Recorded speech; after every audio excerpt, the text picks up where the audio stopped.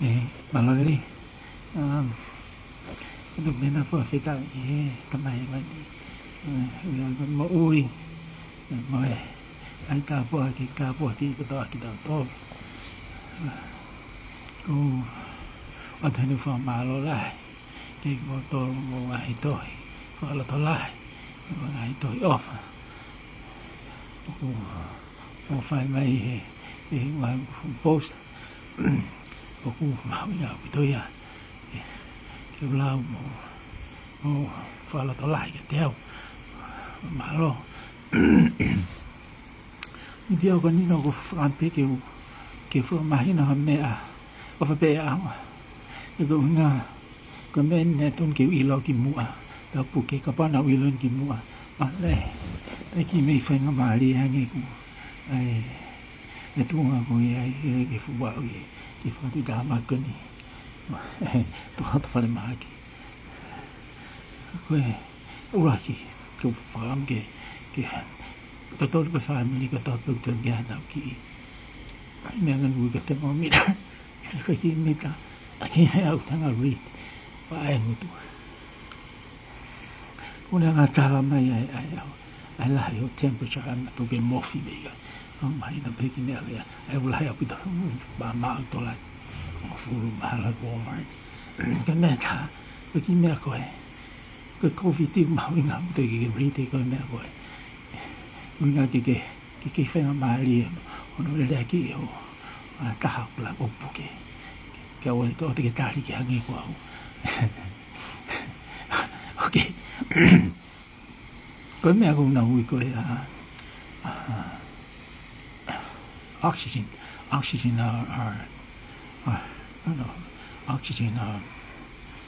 meter or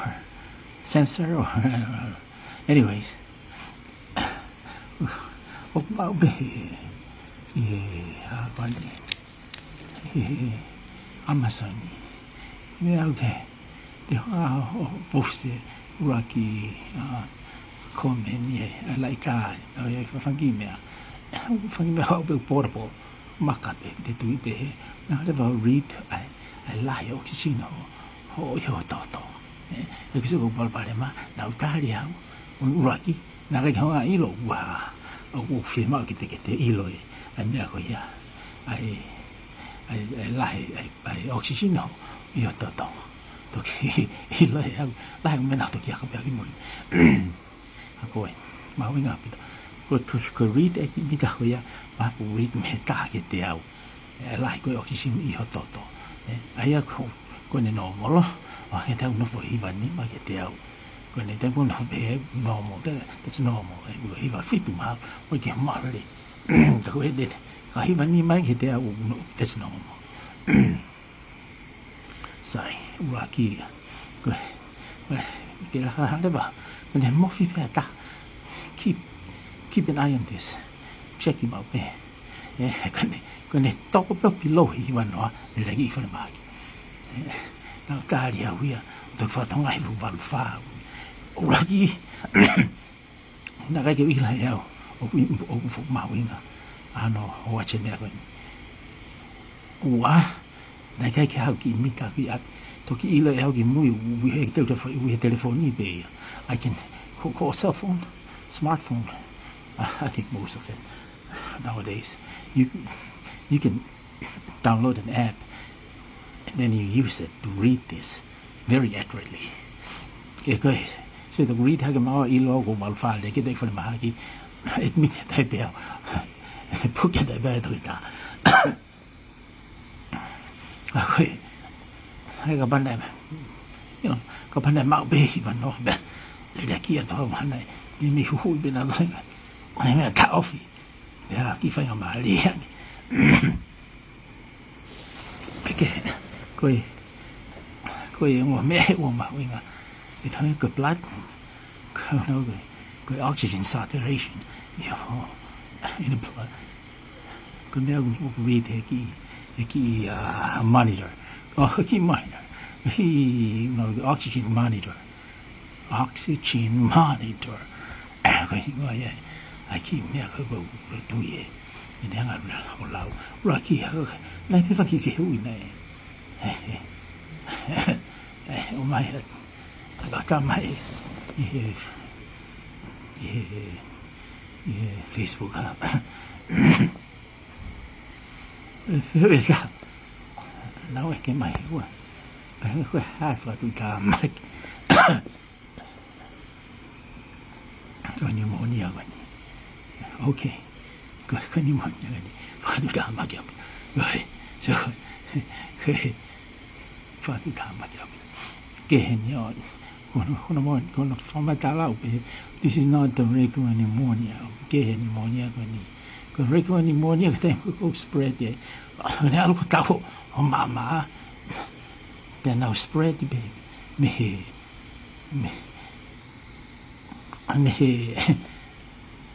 virus pe ko ke ko pneumonia ko ni o he ka hose a pneumonia ya your immune system your lung immune system o he ka hose a pneumonia ko ni that's how they spread faster e una wa ko na tolo poto na dole he ka immune lungs immune si fa ka ma ke me ko me ko na don ke na o ta of ya ano la fa la de e mama he ka hose ai vai la si ko ni sai ma me mai no ai fa ka ma ke me okay ta ho wa ko ana le ta ko ai malo oi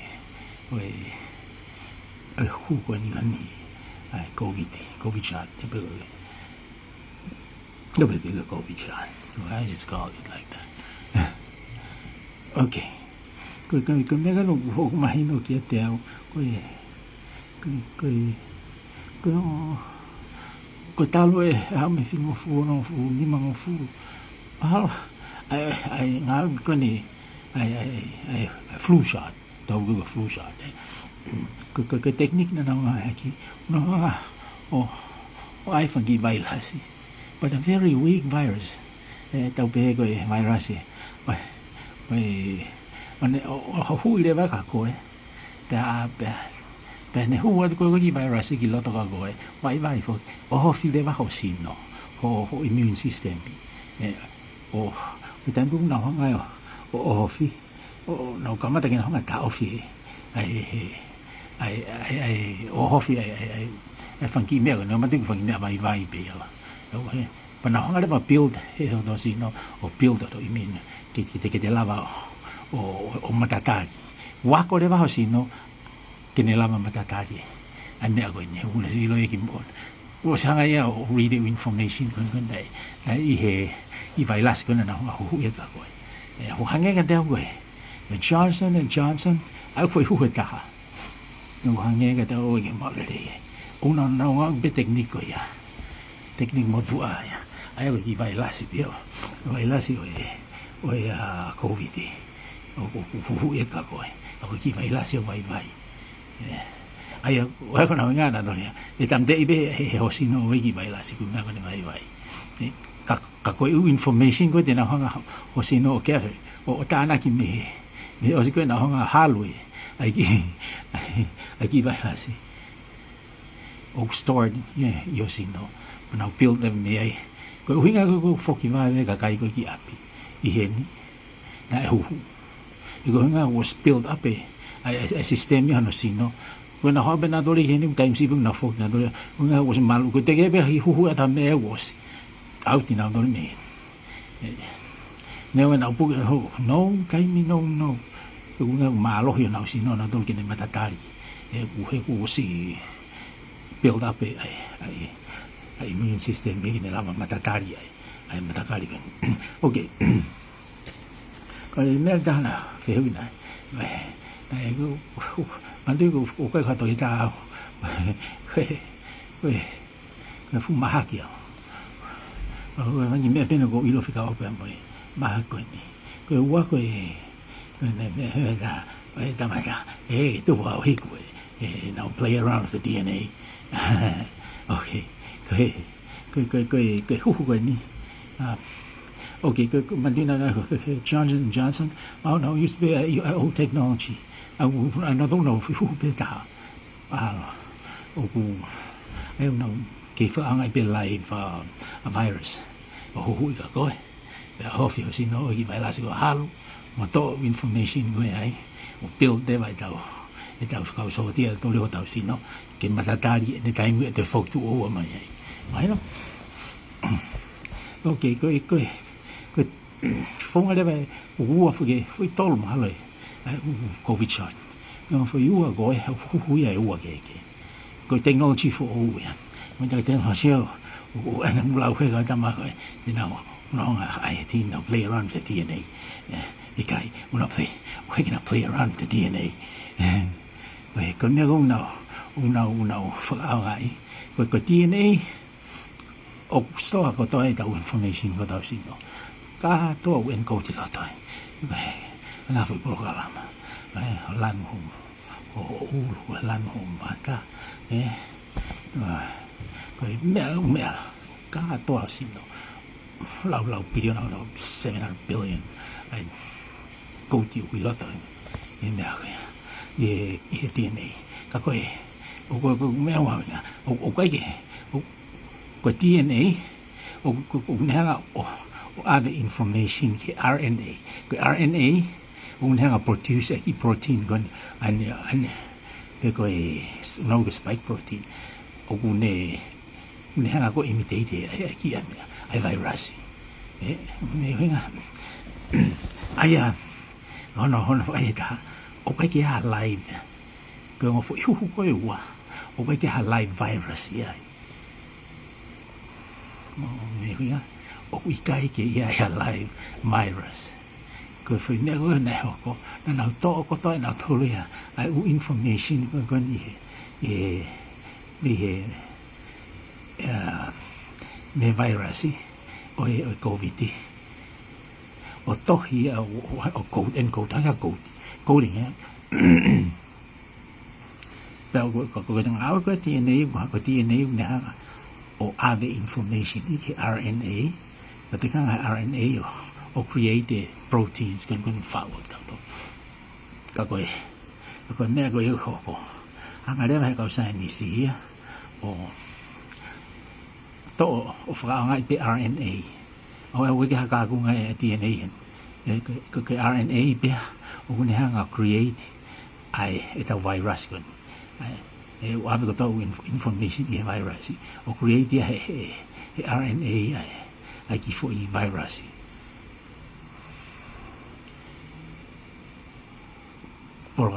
Programming. Ko mea whakatu tamai ko mea ko hinga ke aloi technology ka tūma o ku whalala ka wito he ke tu he taimini tēnā ora mero liliusi o hiri ko toa ka toa mofi ai ngai flu ma mea ka toa te lau tato immune ai fui huhu peta tēnā ka home hao ka hao mea ako mea ko RNA I don't know個 message RNA 喺個單位流肺個嗰度，我同我係個 protein 個咩流肺唔發去係佢會 virus 來，佢 virus 有一個會高啲啊打嘅，咁佢希發佢嘅會會 protein 嘅見你喺個發 mark 見你 mark 嘅依落，我到時咯，佢係咩個話嘅，我等我好嘢個圖案嘅對咩個呀，我係。Pero si no, tapi ke hema foi idea ko ngona no wa Johnson & Johnson, aga Johnson & Johnson ko old technology. Aya, wa Johnson & Johnson use a live virus, but wa le ba o foi hu ko ke he wa. Ai na ta foi hu ho ai lo hai wan tu wa. Ko foi hu ko ya na wa ke technology ko ya. Just coding, programming. That's the future. Ako kaya o mate pe fan hi mea gon no ai was pe la wa ho ya mate ai fan ki vai la sia ko ya ata wa pi no wa we get ka ke wa mate na to ka ku ko de ne na mate na to ko ya pau to ha me ta ha lu he o ta o immune system o defense system go ho si no ko ya ma automatic pe na mate na ko ka ne o si ko ya ku ha le ba he o si no o ma te le ba si no ya pane ilo a information ni ko na ne hanga na ne tawi e covid shot ko na wina ko tai mo he te ke puke pe ko ia ko pa pa ma ko sai ko puke he ke au ke tu ma ko ai si ma ha pe te ke au fa ha ke tai halo pe o fa be una mali ai ki fa mata la ni ko ki pe pe ko ficava aqui bem bem mas ko ni ko me ko fa tu ta no tu ko